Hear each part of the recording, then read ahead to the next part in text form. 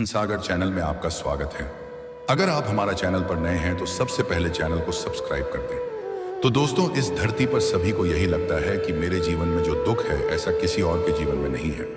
आज की यह कहानी आपको बताएगी कि इस दुनिया के सबसे सुखी व्यक्ति आप ही हैं। सही कहा है किसी ने, जिसके जीवन में संतोष नहीं वह जिंदगी में कभी भी खुश नहीं रह सकता। उसको बेचैनी रहती है, उसको कितना भी दे दो उसका मन कभी भी खुश नहीं हो सकता। आज की वीडियो बहुत महत्वपूर्ण और ज्ञानवर्धक होने वाली है। कृपया वीडियो में अंत तक जरूर बने रहें। कहानी को शुरू करते हैं दोस्तों। एक समय की बात है। एक गांव में एक लड़की रहती थी। वह लड़की सुंदर नहीं थी और उसका कोई भी नहीं था। वह अकेले ही रहा करती थी।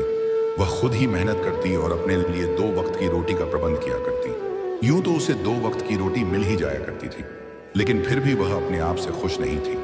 उसे दुनिया में सभी लोग सुखी नजर आते थे, सभी लोग खुशहाल नजर आते थे। दूसरों का जीवन देखकर वह खुद को कोसा करती, खुद को तरह तरह की बातें कहती। वह कहती थी, हे ईश्वर, आपने सभी को खुशहाल बनाया है, सभी को सुख दिया है, सभी को सुंदर बनाया है, तो मुझे क्यों नहीं? आखिर मैंने किया क्या था? आखिर मेरी गलती क्या थी? मैं जानती हूँ आप मुझसे कोई बदला ले रहे हैं। इसी प्रकार एक दिन वह अपने आप से नाराज होकर, निराश होकर एक पेड़ के नीचे बैठी हुई थी और रो रही थी। तभी वहां से एक बौद्ध भिक्षु गुजर रहे थे। उन्होंने जब उस लड़की को रोते हुए देखा तो वह उसके पास गए और उन्होंने उस लड़की से कहा, पुत्री क्या बात है, तुम क्यों रो रही हो? इसका जवाब देते हुए वह लड़की उन बौद्ध भिक्षु से कहती है, हे गुरु, मुझे कोई प्यार नहीं करता, मुझे कोई पसंद नहीं करता, क्योंकि मैं काली हूँ, मैं सुंदर नहीं हूँ और मेरे रंग को लेकर लोग मेरा मजाक बनाते हैं। मेरा कोई नहीं, मेरे पास तो धन भी नहीं है। इस दुनिया में हर कोई सुखी है, हर किसी के पास सब कुछ है, हर कोई अपना जीवन खुशहाली से जी रहा है, सभी के पास सब कुछ है, तो मेरे पास क्यों नहीं? आखिर मैंने क्या किया था? आखिर इसमें मेरा क्या कसूर है? क्या मुझे सुखी होने का हक नहीं? क्या मुझे अपना जीवन खुशहाली से जीने का हक नहीं? उन बौद्ध भिक्षु ने उस लड़की की सारी बातें ध्यानपूर्वक सुनी और उसके बाद वह उस लड़की से कहते हैं, पुत्री, अगर तुम मुझे उस व्यक्ति से मिलवा दो जो अपने जीवन में सुखी हो, तो मैं तुम्हें एक ऐसी चीज दूंगा जिससे तुम सुंदर और सुखी दोनों बन जाओगे। उन बौद्ध भिक्षु के मुख से यह सुनकर वह लड़की बहुत प्रसन्न हुई और तुरंत ही उन बौद्ध भिक्षु से कहती हैं, क्या सचमुच ऐसा हो सकता है? इस पर वह बौद्ध भिक्षु उस लड़की से कहते हैं, हाँ, यह अवश्य ही हो सकता है। तभी वह लड़की उन बौद्ध भिक्षु से कहती है, हे गुरुवर, पर यदि यह सचमुच संभव है तो मैं एक ऐसे आदमी को जानती हूँ जो बहुत सुखी है। मैं उसे अभी लेकर आती हूँ, आप मेरा यहीं पर इंतजार करना। इस पर वह बौद्ध भिक्षु उस लड़की से कहते हैं, जब तक तुम वापस नहीं लौटोगी मैं तुम्हारा यहीं पर इंतजार करूंगा। इतना कहकर वह लड़की वहां से भागी भागी अपने मालिक के पास पहुंची, जो कि एक किसान था।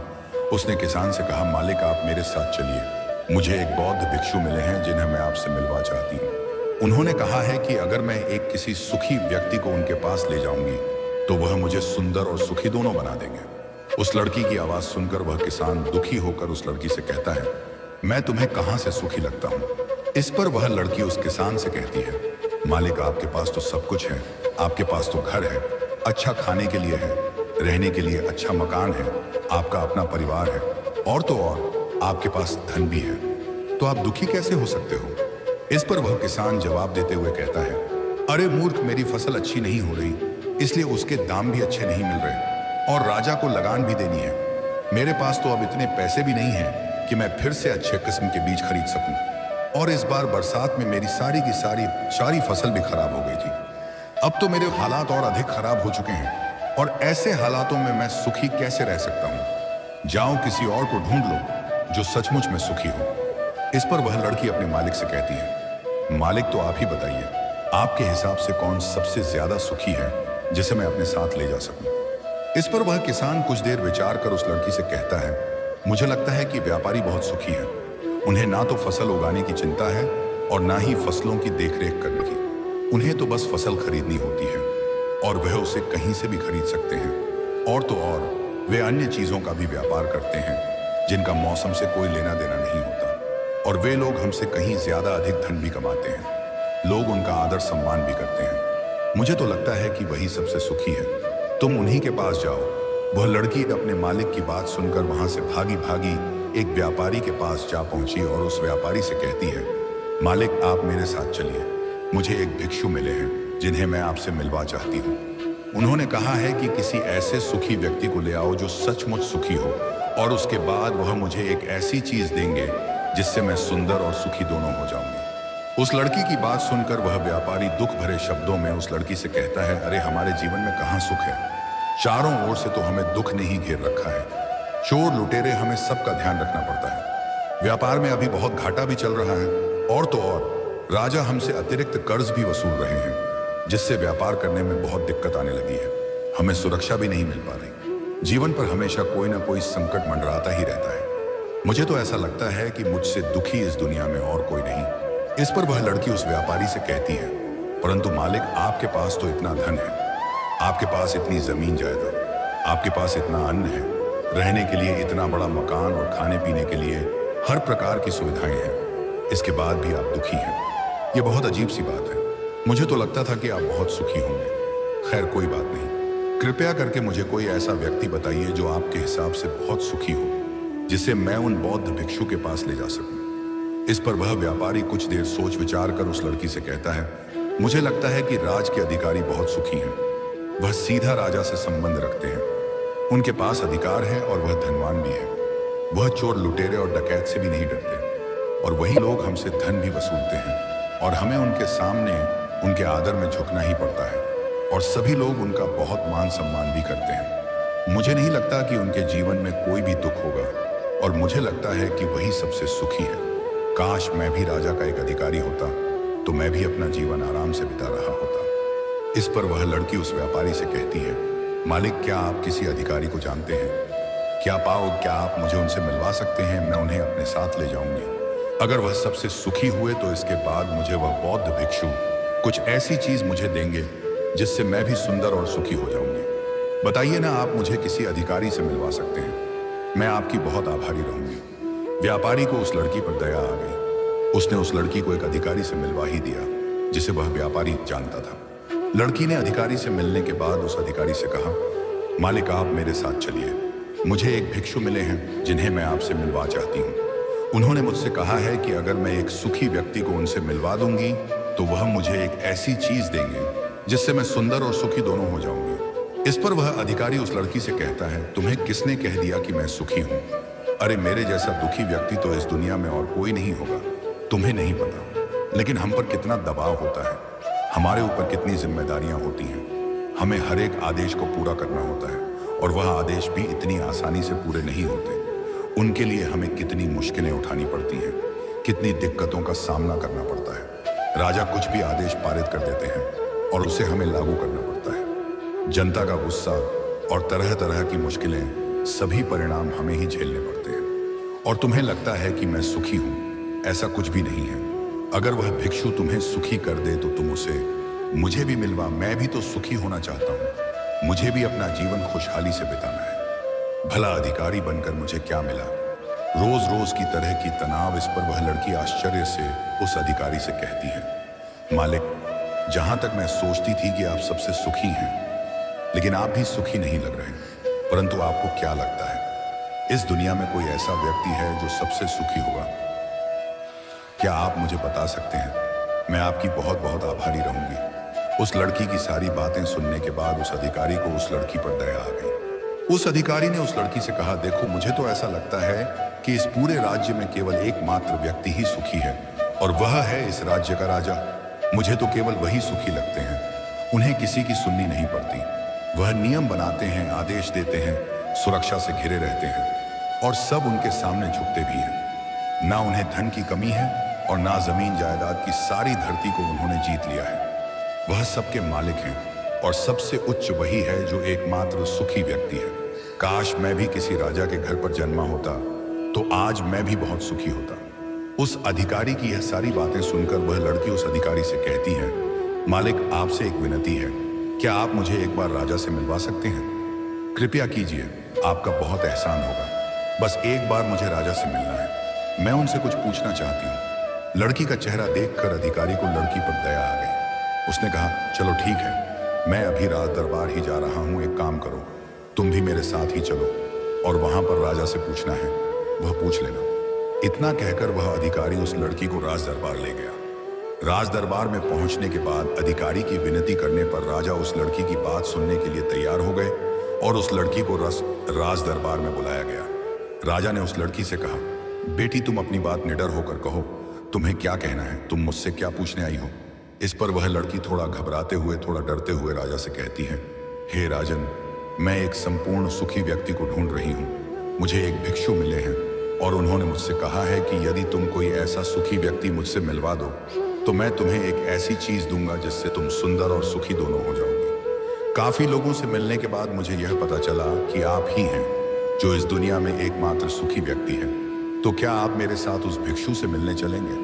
आपका बड़ा एहसान होगा। राजा उस लड़की की बात ध्यानपूर्वक सुनता है और उसके बाद जोर जोर से हंसने लगता है और उस लड़की से कहता है, अच्छा, सबकी तरह तुम्हें भी लगता है कि मैं इस दुनिया का सबसे सुखी व्यक्ति हूँ, लेकिन यदि कोई मुझसे पूछे कि इस दुनिया में सबसे दुखी व्यक्ति कौन है तो वह मैं ही हूँ। मेरे पास नींद नहीं है, मेरे पास आराम नहीं है, मैं आराम से सो नहीं पाता।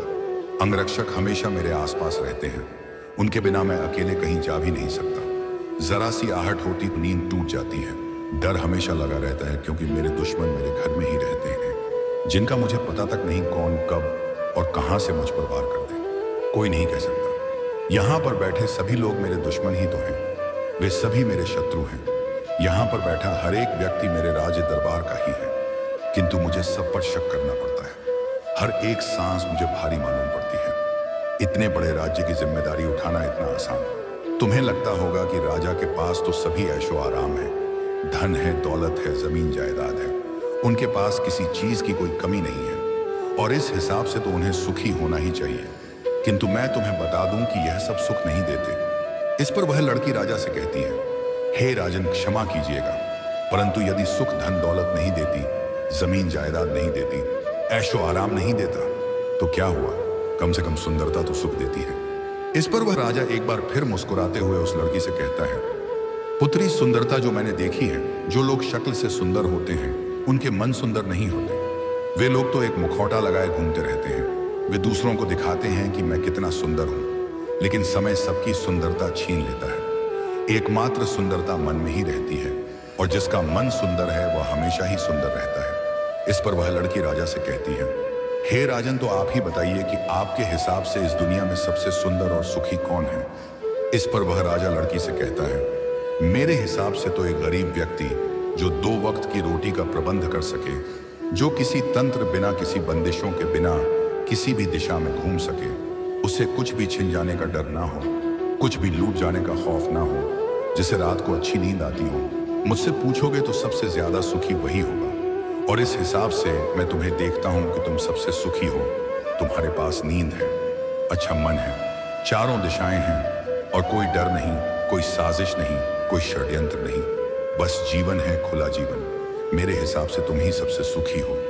राजा की यह सारी बातें सुनकर एक पल के लिए वह लड़की सोच में पड़ गई और तभी उसे इस बात का एहसास भी हो गया, वाकई में वह एकमात्र सुखी है, वही सुंदर है। और अब वह जो थी, जैसी भी थी, उसे खुद के होने पर गर्व होने लगा। पूरे दिन यहाँ वहां भटकते हुए आखिरकार थक हार कर संपूर्ण सुख लिए वह चेहरे पर मुस्कान लाई। प्रकृति से बातें करते हुए वह उन बौद्ध भिक्षु के पास वापस लौटी और उसने उन बौद्ध भिक्षु से कहा, हे गुरुवर, मैं यहाँ से गई थी तो मुझे लग रहा था कि मैं ही सबसे दुखी हूँ और मैं ही सबसे बदसूरत हूँ, लेकिन यहाँ से जाने के बाद जैसे जैसे मैं लोगों से मिलती गई, मुझे यह एहसास होने लगा कि इस दुनिया में सबसे सुखी व्यक्ति तो मैं ही हूँ। हाँ, ये बात और है, मैं किसी सुखी व्यक्ति को आपके पास ला ना सकी क्योंकि मुझे लगता था कि मुझे छोड़कर सब सुखी हैं, लेकिन बात तो कुछ उल्टी ही हो गई। यहाँ तो मुझे छोड़कर सभी दुखी हैं, सभी को किसी ना किसी चीज का डर है, कुछ ना कुछ खो जाने का डर है, कुछ ना पाने का डर, खुलकर ना जी पाने का डर। इस हिसाब से तो मेरे पास सब कुछ है। मैं खुशी से झूम सकती हूँ, गा सकती हूँ, जहां मन करे वहां जा सकती हूँ और 2 वक्त की रोटी का इंतजाम करने के लिए मेरे पास ये हाथ और पैर भी है। मुझे किसी चीज का कोई गम नहीं, मेरे पास ऐसा कुछ नहीं जिसके खोने का डर मुझे सताए। इस पर वह बौद्ध भिक्षु उस लड़की से कहते हैं, पुत्री, आखिरकार तुम्हें वह सुंदरता और सुख मिल ही गया, अब से तुम सुंदर और सुखी हो। यह कहकर वह बौद्ध भिक्षु वापस अपने आश्रम लौट गए और वह लड़की भी अब जान चुकी थी कि वही सबसे सुंदर और सुखी है। अब उसे किसी बात का कोई गम नहीं था। वह कभी अपने आप पर अफसोस नहीं करती थी, बल्कि वह अपने आप में हमेशा खुश रहती थी, हमेशा मस्त रहती थी। दोस्तों, हमें भी ऐसा ही लगता है कि हमारे पास कुछ नहीं और सामने वाले के पास सब कुछ है। वह कितना सुखी है, उसके पास हर चीज है, हर ऐशो आराम है, हर सुविधाएं हैं। किंतु ऐसा है नहीं, यह केवल आपके देखने का नजरिया है। असली सुख तो आपके पास ही है और वह है संतुष्टि। यदि आप अपने आप से संतुष्ट हैं, आपके पास जो कुछ भी है उसमें यदि आप खुश हैं, तो आपको कोई भी गम डरा नहीं सकता, आपको कोई भी दुख परेशान नहीं कर सकता। किंतु हमारी सबसे बड़ी तकलीफ यही है कि हम खुद को नहीं बल्कि दूसरों को ज्यादा देखते हैं। दूसरों से हम ज्यादा प्रेरित होते हैं और उनकी खुशी देखकर हमारे भीतर ईर्ष्या का भाव उत्पन्न होने लगता है। हमें तकलीफ होती है कि उनके पास इतना सुख कैसे है और हम इतने दुखी क्यों हैं। हम केवल उनकी तरफ ही नजर गड़ाए हुए हैं। हमने तो अपने पास देखा ही नहीं हमारे पास क्या है। हम उस पर कभी ध्यान नहीं देते, बल्कि आगे हम तो हमेशा इस पर ध्यान देते हैं कि हमारे पास क्या नहीं है। और यही नजरिया आपको दुख और तकलीफ की ओर ले जाता है। आप चाहकर भी सुखी नहीं रह पाते, क्योंकि आपने अपना नजरिया क्या नहीं है उस पर गड़ा रखा है। वहीं पर यदि आप इस तरह से सोचे कि मेरे पास बहुत कुछ है, रहने के लिए अच्छा घर है, खाने के लिए अच्छा खाना है, पहनने के लिए अच्छे कपड़े हैं, कम से कम 2 वक्त की रोटी का आपके लिए इंतजाम भी हो जाता है, लेकिन बहुतों के पास तो यह भी नहीं होता, तो क्या आप सुखी नहीं हैं? क्या आपके पास वह सब नहीं है जो उनके पास नहीं? जरा एक पल के लिए सोच कर देखिएगा। तो दोस्तों, आपने आज के इस वीडियो से क्या सीखा वह मुझे आप कमेंट में बता सकते हैं। उम्मीद है कि आपको आज की वीडियो पसंद आई होगी।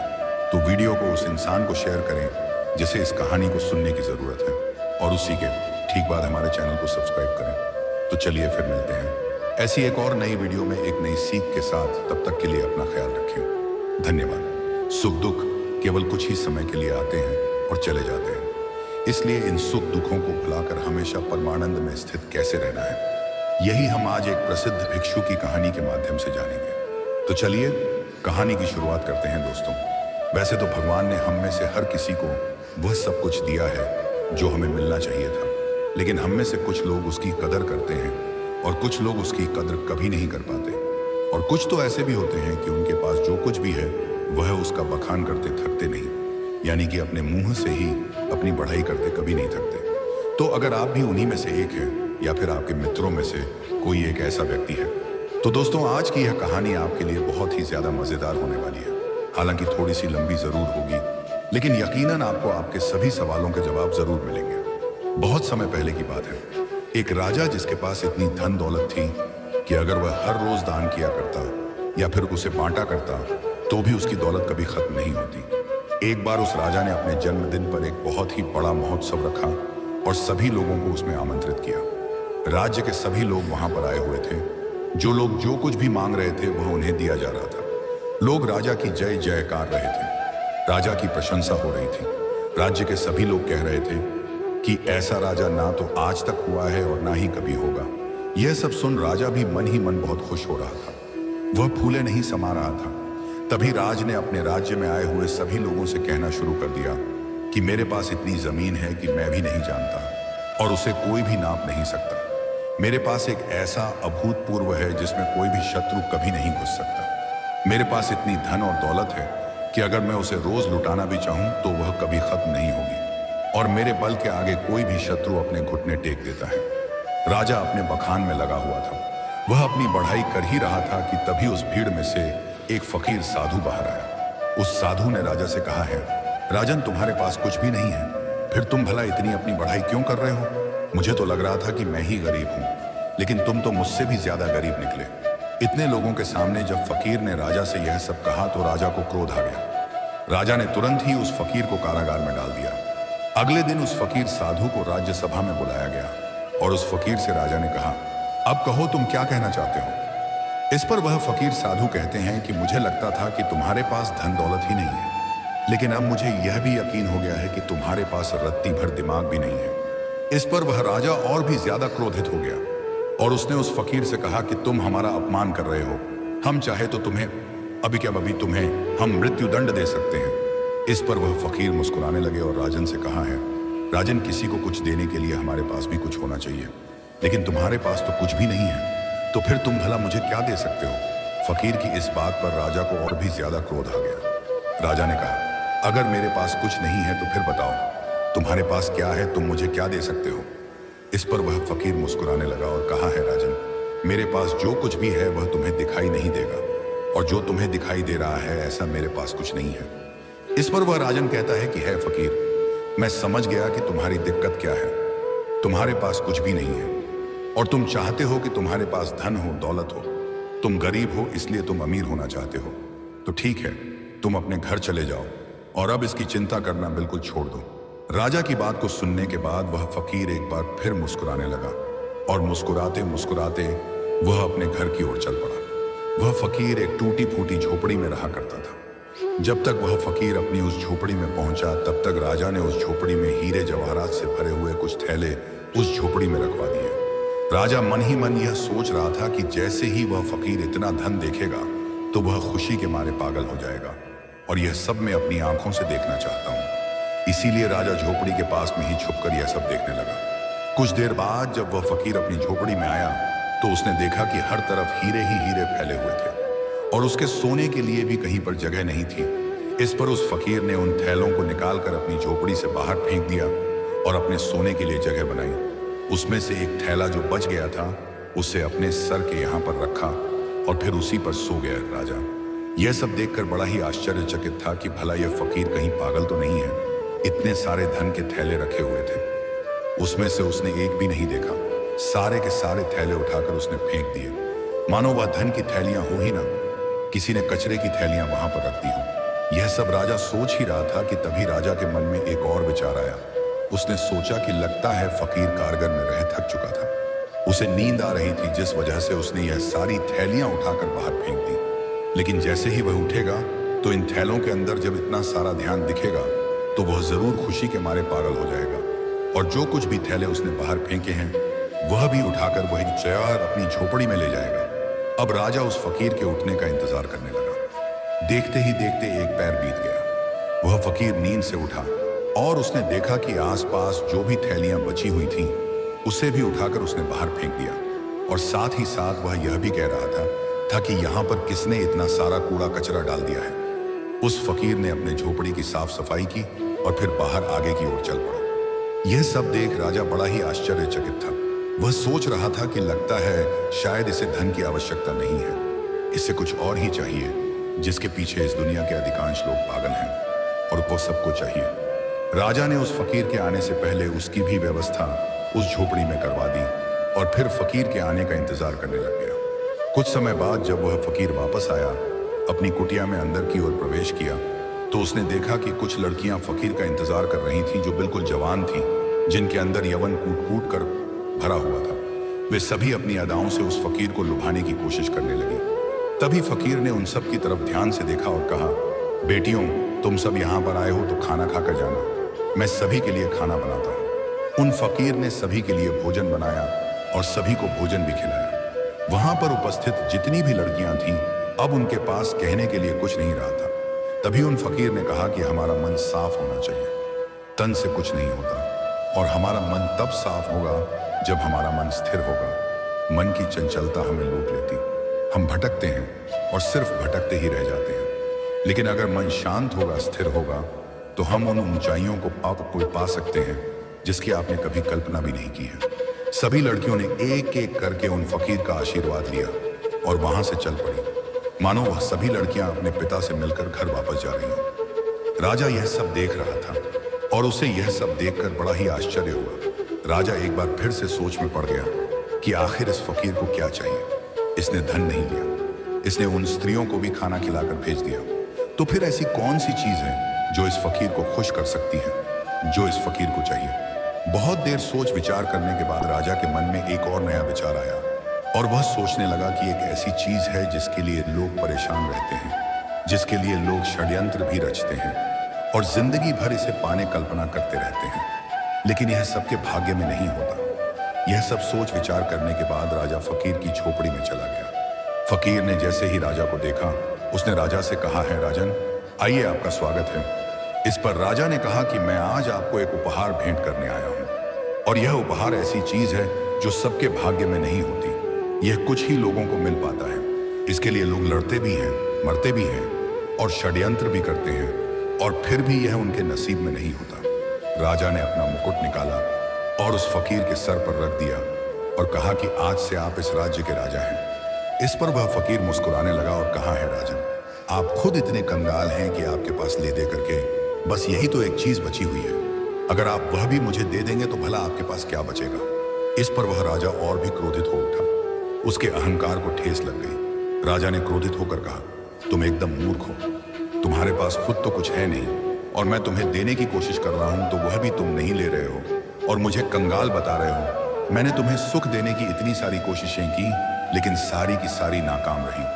अब मुझे समझ में आ गया है कि तुम इसी कंगाली में जीना चाहते हो, तुम्हें यही कंगाली पसंद है। राजा के मुख से यह शब्द सुनते ही वह फकीर जोर से हंस पड़ा और कहा, जिसे तुम परम सुख बता रहे हो वह परम सुख नहीं बल्कि परम दुख है।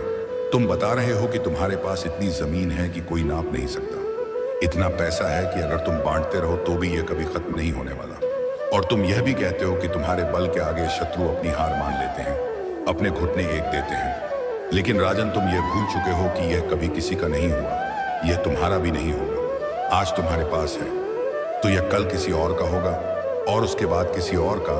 यही प्रक्रिया निरंतर चलती रहेगी।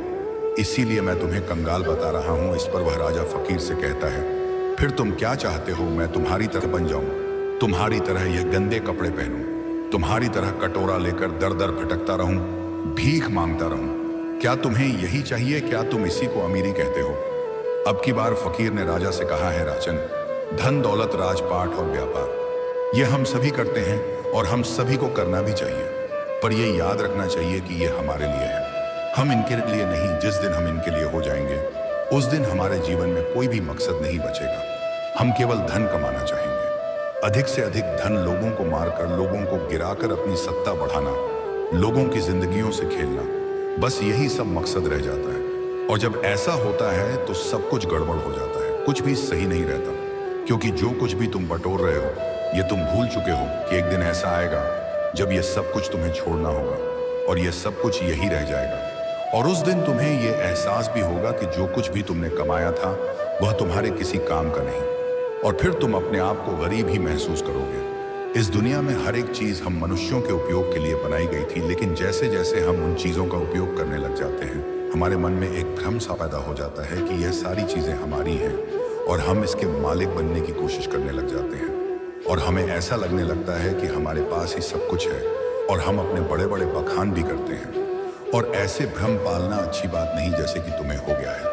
राजन फकीर की इन बातों को सुनने के बाद राजा उन फकीर से कहता है कि ऐसी बातें तो कोई दरिद्र फकीर ही कह सकता है, क्योंकि उसके पास पा तो कुछ भी नहीं है, वो गरीब है और गरीबी में ही जिएगा और गरीबी में ही अपनी अंतिम सांसें लेगा। राजा की इस बात को सुनते ही वह फकीर एक बार फिर से जोर से हंस पड़ा और कहा, हे राजन, तुम्हारे पिताजी इस समय मृत्युशैया पर लेटे हुए हैं, जाओ और उनसे पूछो कि उन्होंने अब तक क्या कमाया है। उस फकीर की बात को सुनने के बाद वह राजा तुरंत ही अपने महल लौट गया और अपने पिता के पास गया। वहां उसने देखा कि उनके पिता की तबीयत काफी ज्यादा खराब हो चुकी थी। राजा ने अपने पिता से पूछा, पिताश्री, मैं आपसे यह जानना चाहता हूं कि आपने आज तक क्या कमाया है, आपने आज तक क्या इकट्ठा किया है। इतना बड़ा राज्य है, इतनी धन, इतनी दौलत है, इतना यश है और मेरे जैसा एक पुत्र भी है, क्या आपने यह सब कमाया है? अपने बेटे की बात को सुनने के बाद राजा के पिता ने कहा, बेटा, जब तक मेरे हाथ पैर सही सलामत थे, काम कर रहे थे, तब तक मुझे भी ऐसा ही लगता था, लेकिन आज जब मैं इस हालत में हूं और मुझे यह भी पता है कि बहुत ही जल्द मैं मृत्यु को प्राप्त हो जाऊंगा, तब मुझे ऐसा लग रहा है कि जैसे आज तक मैंने कुछ भी नहीं किया। मैं अपने आप को बिल्कुल खाली महसूस कर रहा हूं। जो कुछ भी मेरे पास है उसमें लालच है, षड्यंत्र है, क्रूरता, बेईमानी, धोखेबाजी।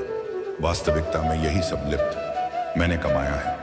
यही है जो कुछ मैंने अपने पूरे जीवन में कमाया और इसी को इकट्ठा किया है। इसके अलावा और मेरे पास कुछ भी नहीं है और ना ही इसके अलावा मेरे साथ कुछ और जाने वाला है। आज मुझे खुद पर हंसी आ रही है। इस महल में मेरे साथ कितने ही ऐसे लोग थे जिन्हें मैं अपना कहता था, जिनसे मेरा लगाव था, लेकिन आज वह मेरे साथ नहीं है। यहां तक कि तुम भी मेरे साथ नहीं हो। इतना बड़ा मूर्ख और कौन हो सकता है? पिता के मुख से यह सारी बातें सुनकर राजा के मन को बड़ी ही ठेस लगी। उसे बड़ी तकलीफ हुई। वह तुरंत ही उन फकीर के पास वापस लौटा और उन फकीर से कहने लगा कि जो तुम कहते थे वह बिल्कुल सही है। तुम कह रहे थे कि मैं कंगाल हूं, मैं गरीब हूं, और मेरे पास देने के लिए कुछ भी नहीं है। तुम बिल्कुल सही कह रहे हो, लेकिन मैं अमीर बनना चाहता हूँ और मैं अपनी अमीरी लोगों में बांटना चाहता हूँ। तो यह मैं कैसे कर सकता हूँ ताकि मैं अपने अंतिम समय पर यह ना कह पाऊँ कि मेरे पास कुछ भी नहीं है। राजा की इन बातों को सुनने के बाद फकीर ने राजा से कहा कि तुम्हारे पास जो कुछ भी है, धन दौलत वैभव, इन सभी को सही ढंग से उपयोग करो और तुम अमीर हो जाओगे। अगर तुम सही उद्देश्य के साथ अपने कार्य को करते रहोगे तो उसका फल भी तुम्हें अच्छा ही मिलेगा। इस पर वह राजन फकीर से कहता है कि आखिर इसमें सही क्या है, यह आप ही मुझे बताइए। राजा की इस सवाल का जवाब देते हुए फकीर कहते हैं कि धन कमाओ और धन के मालिक बनो, लेकिन याद रखना कि कभी भी धन को अपना मालिक मत बनने देना। तुम राजा हो तो राजा के अपने कार्य को भी पूरा करो, प्रजा का ख्याल रखो, लेकिन प्रजा को लूट कर अपना धन, अपना वैभव मत बढ़ाओ, अपनी प्रशंसा खुद मत करो। ऐसे कार्य करो जिससे लोग तुम्हारी प्रशंसा करें, और जिस दिन लोग तुम्हारी प्रशंसा करना शुरू कर देंगे उस दिन समझ जाना कि तुमने अपने जीवन में कुछ अच्छा कमाया है जो तुम्हारे साथ जा सकता है। इस संसार में सभी भौतिक चीजों से अपने आप को जोड़ना छोड़ दो, क्योंकि यह सारी चीजें नश्वर हैं और यहीं पर रह जाएंगी। जैसे कि तुम भी नश्वर ही हो, तुम आए तो अकेले ही थे, लेकिन तुम अपने साथ अपने कर्म लेकर जाओगे। यह अच्छे हो सकते हैं या फिर बुरे, इससे तुम्हारा पीछा नहीं छूटने वाला। राजा को सारी बातें समझ में आ चुकी थी। राजा ने फकीर को धन्यवाद कहा, उन्हें प्रणाम किया और वापस अपने महल की ओर चल पड़ा। जैसा उसे फकीर ने कहा था, राजा बिल्कुल वैसे ही करने लगा ना। तो उसने उसके बाद से कभी धन बांटा था, ना ही बेवजह किसी को दंड दिया, और ना ही बेवजह उसने अपने पड़ोसी देशों पर चढ़ाई करके उन्हें जीतने की कोशिश की। लेकिन उसने इस सीख के बाद अपने राज्य के लोगों को इतना मजबूत बना दिया कि उन्हें किसी से भी धन मांगने की कभी कोई जरूरत न पड़े। कोई इतना गरीब ना हो कि उसके लिए 2 वक्त की रोटी ना मिल पाए। पहनने के लिए अच्छे अच्छे कपड़े हो, अच्छा घर हो, छत हो, इन सभी चीजों पर राजा ने बखूबी काम किया। 2 राज्य के युद्ध के बीच में सिपाहियों की बेवजह जान जाया करती थी, इसलिए राजा ने युद्ध करना भी बंद कर दिया। केवल अपने लोगों की रक्षा करने के लिए वह युद्ध में उतरा करता था। एक भयंकर युद्ध के दौरान वह राजा अपने एक सिपाही की जान बचाते हुए घायल हो गया था। राजा वह युद्ध तो जीत गया, लेकिन उसकी जान पर बनाई अपनी आखिरी सांसें ले रहा था। उस समय राजा के चेहरे पर मुस्कान थी। वह जोर से हंसा और कहने लगा है, फकीर तेरा धन्यवाद कि मेरे लिए लोग इतना आंसू बहा रहे हैं, मेरी प्रशंसा कर रहे हैं और मेरी फिक्र भी कर रहे हैं। मैंने इतना कुछ कमा लिया है कि लगता है मैंने कुछ नहीं कमाया। मैं खाली हाथ आया था और खाली हाथ ही जा रहा हूं ना। मेरे पास कुछ अच्छा है और ना ही कुछ बुरा। तभी अचानक वह फकीर राजा के पास आया और राजा से कहने लगा, अरे इतनी क्या जल्दी है, अभी तो तुम्हें और शासन करना है। उस फकीर ने अपनी पोटली से एक औषधि निकाली और राजा को पिला दी। देखते ही देखते वह राजा बहुत ही जल्दी फिर से स्वस्थ हो गया, और जैसे ही वह पूरी तरह से स्वस्थ हुआ वह वापस उस फकीर से मिलने उसी झोपड़ी में चला गया। लेकिन जब वह वहां गया तो बिल्कुल भी हैरान रह गया, क्योंकि वहां पर कोई फकीर नहीं था। वह फकीर कहां गया ये किसी को नहीं पता। दोस्तों, कुछ इसी प्रकार हम अपना जीवन सिर्फ धन कमाने में लगा देते हैं। जीवन भर हम उस धन को कमाते हैं जो धन हमारे किसी काम का नहीं। हम ऐसी ही चीजें इकट्ठा करते रहते हैं और आखिर में अंतिम समय आने पर हमें यह एहसास होता है कि हमने सब कुछ कमाकर भी कुछ नहीं कमाया और हमारे साथ सिर्फ हमारे कर्म ही रह जाते हैं। तो दोस्तों, चलिए अब अपनी नींद को पूरी तरह से योग निद्रा के माध्यम से ध्यान में कैसे परिवर्तित करना है और ब्रह्मचर्य में सुबह जल्दी उठने की आदत कैसे लगानी है, इस विषय पर अगली कहानी की शुरुआत करते हैं। दोस्तों, कहते हैं जिन लोगों की नींद मृत्यु के समान शांत और स्थिर हो जाए उन लोगों का हर सुबह एक नया जन्म होता है। इसका अर्थ यह हुआ कि जिस प्रकार ऋतु के समय हमारी सांसें एकदम से थम सी जाती हैं, उसी प्रकार नींद में अगर हमारी सांसें इतनी धीमी रफ्तार से चलेंगी जिसका किसी को पता ना चले कि हम सांसें ले रहे हैं या नहीं, तो यह समझ जाइएगा कि आप योग निद्रा में हैं। योग निद्रा का अर्थ यह हुआ कि आपकी नींद ही आपके लिए ध्यान बन चुकी है, और यदि एक बार आप योग निद्रा में पहुंच गए तो आपको ब्रह्म मुहूर्त में जागृत होने का प्रयास कभी नहीं करना पड़ेगा, क्योंकि एक साधारण व्यक्ति की नींद 8 घंटों की होती है, और वहीं पर जो व्यक्ति योग निद्रा में होता है उसकी नींद केवल 4 से 5 घंटों की ही होती है। इसी कारण यदि आप योग निद्रा में होंगे तो आपका अपना शरीर ब्रह्म मुहूर्त में बिस्तर छोड़ देगा। यदि आप भी अपनी नींद को योग निद्रा की नींद बनाना चाहते हैं, अपने आप को ब्रह्म मुहूर्त में उठाना चाहते हैं, तो इसके लिए आपको एक बात समझनी बहुत जरूरी है, और वह यह है कि अपने शरीर के साथ जबरदस्ती हमें नहीं करनी चाहिए। अगर आप जबरदस्ती करके किसी तरह से तरह तरह के उपकरणों का इस्तेमाल करके यदि आप ब्रह्म मुहूर्त में उठ भी जाते हैं तो आपकी नींद पूरी नहीं होगी। आपका शरीर थका हुआ होगा और आपका ध्यान भी पूरी तरह नहीं लग पाएगा। इसलिए यदि आप किसी तरह से ब्रह्म मुहूर्त में जबरदस्ती उठ भी जाते हैं तो आप ब्रह्म मुहूर्त की उस समय का, उस ऊर्जा का भरपूर उपयोग नहीं कर पाएंगे। और वहीं पर यदि आपकी आंखें खुद ब खुदा के ध्यान में गहरे उतर सकते हैं, ब्रह्म मुहूर्त की उस ऊर्जा का भरपूर उपयोग कर सकते हैं, लेकिन वहीं पर यदि हम जबरदस्ती करके किसी तरह से ब्रह्म मुहूर्त में उठ भी जाते हैं तो इसका अर्थ ये है कि हमने अपने शरीर को तनाव दिया है, जबरदस्ती हमने उसे उठाया है, जिस कारण हमारा पूरा दिन तनाव में ही बीतेगा। हम दिन भर थका हुआ महसूस करेंगे, हारा हुआ महसूस करेंगे और हमारा मन भी किसी कार्य में नहीं लग पाए। यदि आप वास्तव में ब्रह्म मुहूर्त में उठना चाहते हैं तो इसकी तैयारी आपको पिछली रात को ही करनी होगी। जैसे कि मान लीजिए आप रोज रात को 8 बजे तक खाना खा लेते हैं, तो उसके बाद 9 बजे तक आप सोने की तैयारी कर लीजिए। आपको यह समय निश्चित रखना होगा। नियमित तौर पर आपको हर रोज 9 बजे ही सोना होगा। 9 बजे आपको अपने बिस्तर पर पहुंच जाना है, शांत होकर स्थिर होकर सो जाना है। और एक बात और याद है, जब आप इस अवस्था में होंगे तब आपके मन में किसी प्रकार के कोई विचार नहीं होने चाहिए, जैसे कि आज मैंने यह काम नहीं किया, आज मैंने वह काम नहीं किया। यदि मैंने इस कार्य को आज कर लिया होता तो कल मेरे ऊपर इतना दबाव ना होता। आपके दिन भर के सारे काम दिन भर में छूट जाने चाहिए। यदि आप व्यापार करते हैं तो आपके व्यापार के सारे काम वहीं रह जाने चाहिए। इस स्थिति के दौरान आपके मन में ऐसे कोई विचार नहीं होने चाहिए जिससे आप और आपकी नींद पर प्रभाव पड़े। फिर चाहे वह कार्य आपके लिए कितना भी जरूरी क्यों ना हो, फिर चाहे वह विचार ही आपके लिए कितना भी जरूरी क्यों ना हो, क्योंकि एक अच्छी नींद देना अति आवश्यक होता है, जिससे हमारा शरीर ऊर्जावान बना रहता है, ताकतवर बना रहता है। गहरी नींद के मुकाबले और कोई काम जरूरी नहीं होता, क्योंकि अत्यधिक धनी से धनी लोग भी धन तो बड़ी सरलता से कमा लेते हैं, लेकिन वह उसे अपने लिए रातों की नींद नहीं खरीद सकते। और यदि मान लीजिए आपने 9 बजे का समय तय कर लिया है, क्या आपको ठीक इसी समय पर सोना है, तो इसके लिए आपको करीबन 2 घंटे पहले से ही इसकी तैयारी शुरू कर देनी चाहिए। यदि आप ऐसा सोचते हैं कि मैंने 900 बजे ही भोजन कर लिया और 9 बजे ही मैं बिस्तर पर चला जाता हूँ और उसके बाद मुझे गहरी नींद आ जाएगी, तो यह आपका वहम है। क्योंकि यदि आप सच कुछ योग निद्रा का आनंद लेना चाहते हैं, इसे अपने जीवन में उतारना चाहते हैं, तो आपको करीबन 2 घंटे पहले से इसकी तैयारियां शुरू कर देनी चाहिए। इसके लिए आप जितना जल्दी भोजन कर लेंगे उतना अच्छा है। मान लीजिए कि आप 9 बजे सोना चाहते हैं, तो आप करीबन 7 बजे भोजन कर लें, जिससे आपको आपके खाने को पचाने के लिए थोड़ा समय मिल पाएगा। लेकिन क्या आपने कभी यह देखा है कि जैसे ही हम खाना खाते हैं उसके कुछ देर बाद ही हमें नींद आने लगती? ऐसा इसलिए होता है क्योंकि हमारा शरीर उस खाने को पचाने के लिए अपनी पूरी ऊर्जा लगाने के लिए तैयार हो जाता है, और ऐसे समय पर हम थकावट महसूस करते हैं और हमें नींद आने लगती है। और ऐसे समय पर हमारे शरीर को अत्यधिक आराम की आवश्यकता भी होती है, और जब हम सो जाते हैं तो नींद में हमारा शरीर यूं ही काम करता रहता है। वह उस खाने को पचाने में जुटा रहता है जो हम सोने से पहले खाकर सोए होते हैं। इसीलिए आप रात्रि का भोजन जितनी जल्दी कर लेंगे उतनी ही जल्दी आपका भोजन पच जाएगा और आप एक गहरी नींद ले सकेंगे। आयुर्वेद के हिसाब से हमें रात्रि का भोजन सूरज के ढल जाने के पहले करना चाहिए। और आयुर्वेद में यह भी कहा गया है कि रात्रि का भोजन जितना हल्का होगा उतना ही हमारा शरीर ऊर्जावान होगा, उतनी ही जल्दी हमारा शरीर उसे पचाने में सक्षम होगा।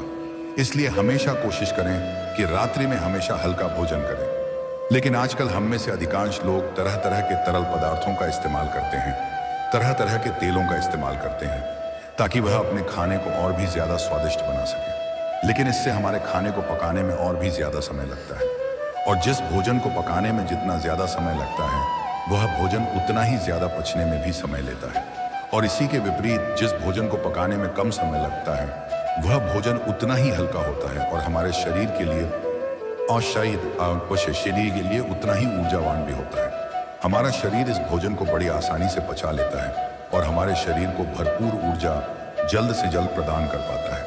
अगर हम कुछ उदाहरण लें तो आपने देखा होगा आटे की रोटी बनाने में हमें थोड़ा समय लगता है, और जब हम इसका सेवन करते हैं तो इसे हमारा शरीर पचाने में भी भरपूर ऊर्जा का इस्तेमाल करता है। वहीं पर यदि चावल की बात की जाए तो इसे पकाने में कम समय लगता है और यह बहुत हल्का भी होता है, और इसे पचाने में हमारे शरीर को मेहनत भी बहुत कम करनी पड़ती है, जिससे हमारे शरीर की ऊर्जा बहुत कम खपत होती है। इसी प्रकार खिचड़ी, चावल, उबली हुई सब्जियां, ये सब हल्के खाने में आते हैं। और वहीं पर रोटी, घी, तेल इत्यादि ये सारे भारी खाने में आते हैं, जिन्हें पचाने में हमारे शरीर को अत्यधिक ऊर्जा लगानी पड़ती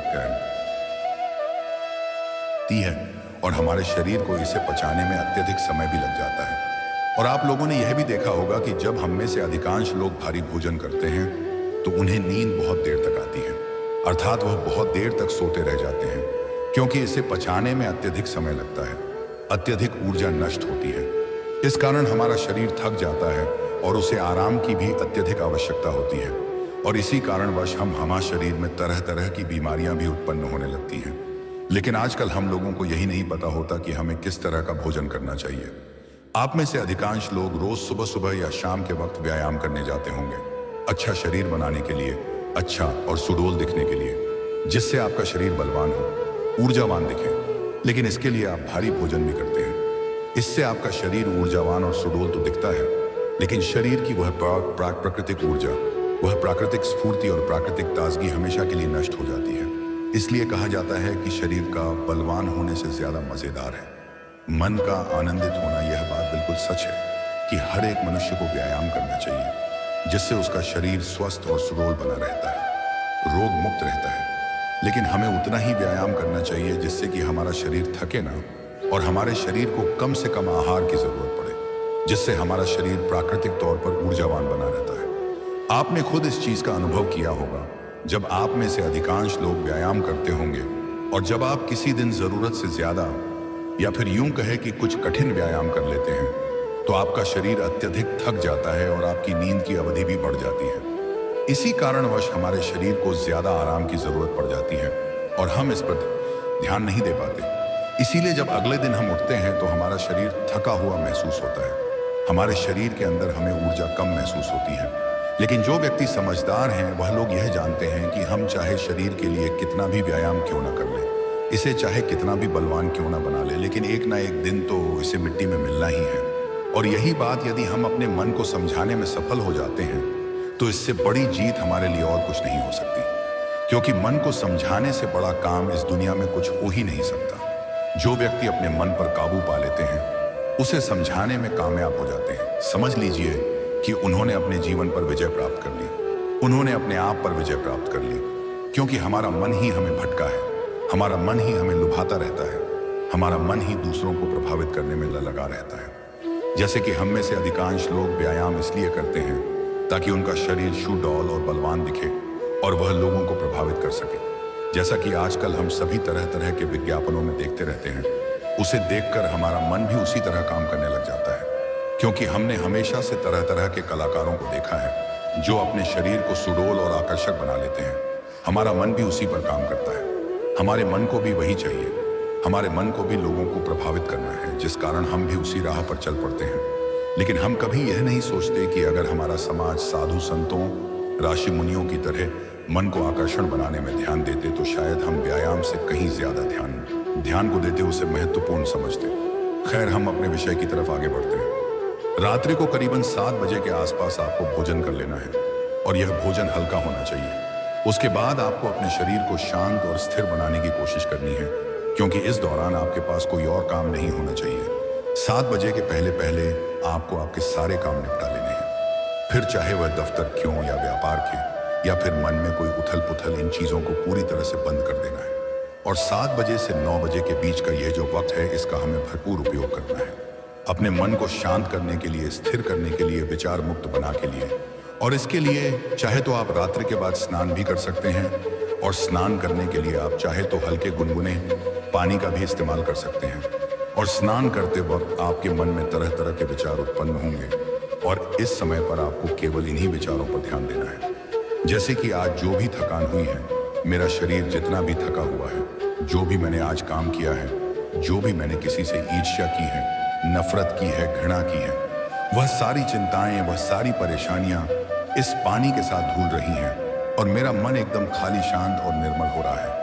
यदि आप ऐसा भाव स्नान करते वक्त मन में रखते हैं तो आपका मन शांत होने लगेगा और आप अपने आप को स्थिर करने में भी धीरे धीरे कामयाब हो ही जाएंगे। जब आप रोज रोज एक ही अभ्यास लगातार करते रहेंगे तो इसका परिणाम भी आपको उतना ही जल्दी मिलेगा।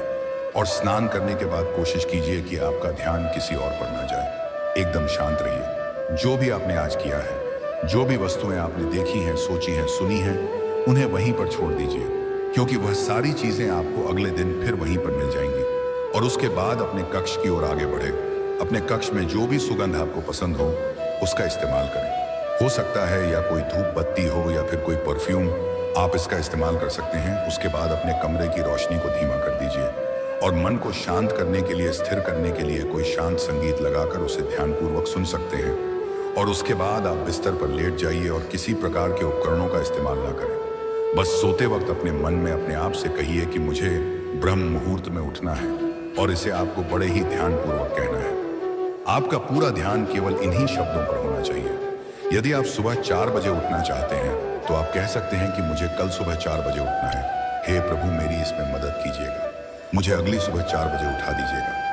क्योंकि आप ही इस सृष्टि के कर्ता धर्ता हैं, इसीलिए मैं आपके भरोसे गहरी नींद लेने जा रहा हूं और मुझे पूरी उम्मीद है कि आप मुझे कल सुबह 4 बजे अवश्य जगा देंगे। अपने मन में यह भाव बनाए रखें और इसी भाव के साथ आप गहरी नींद में चले जाएं। आपको ऐसा पूरे 21 दिनों तक करना होगा। उसके बाद आप खुद ही एहसास कर पाएंगे कि जब आप नींद में थे तब भी आपको आपके आसपास क्या हो रहा है इन सब का ज्ञान था।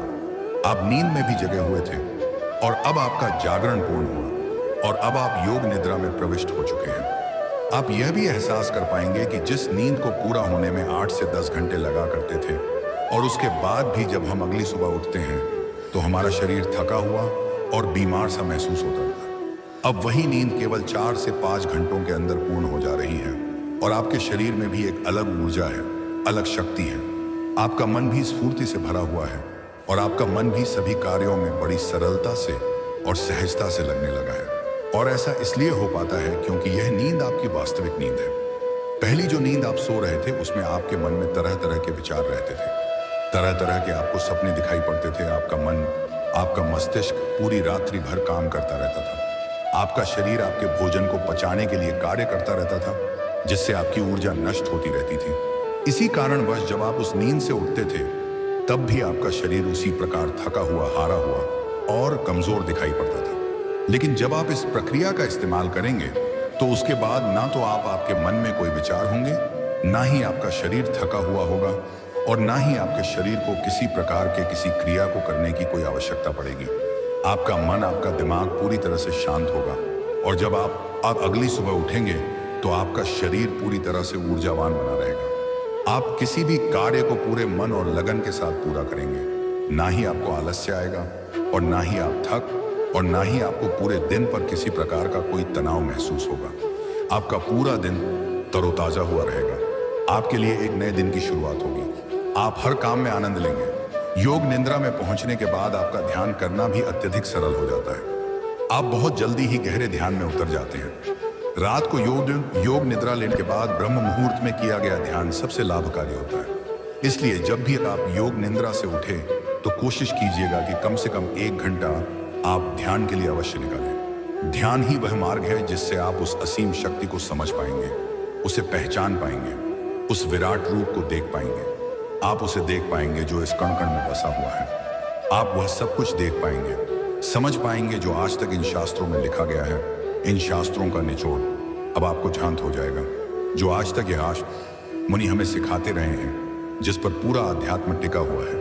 हमारे शास्त्र, वेद और ज्ञान, ये सब कोई पढ़ने या रटने की चीजें नहीं है। ये तो अनुभव है, इसका हमें अनुभव ही करना चाहिए। यदि आप इसे रटने का प्रयास करते हैं तो आप कुछ नहीं हासिल कर सकते। इसका आपके जीवन पर कुछ असर नहीं होगा। यह ज्ञान केवल आपके मस्तिष्क के ऊपरी भाग और मन के ऊपरी भाग पर ही रहेगा। यह कभी आपके मन को प्रभावित नहीं कर सकेगा, जिस कारण यह हमारे मन में एक तनाव पैदा करेगा, जिससे हमारे जीवन में भी तनाव उत्पन्न होने लगेगा। लेकिन यदि आप इन चीजों का अनुभव करते हैं तो यही ज्ञान, यही वेद, यही शास्त्र आपके लिए आनंद का कार्य करेंगे। आपको हर जगह आनंद की अनुभूति होगी। आप केवल हर जगह वास्तविकता को देख पाएंगे, सत्य को समझ पाएंगे, सत्य को जान पाएंगे और आपका जीवन भी आसान होने लगेगा। कहानी अच्छा लगा हो तो एक लाइक और अपने दोस्तों को शेयर जरूर करना। और आपने अगर हमारे चैनल को अभी भी सब्सक्राइब नहीं किया है तो सब्सक्राइब कर दें। धन्यवाद। जय श्री कृष्णा। राधे राधे।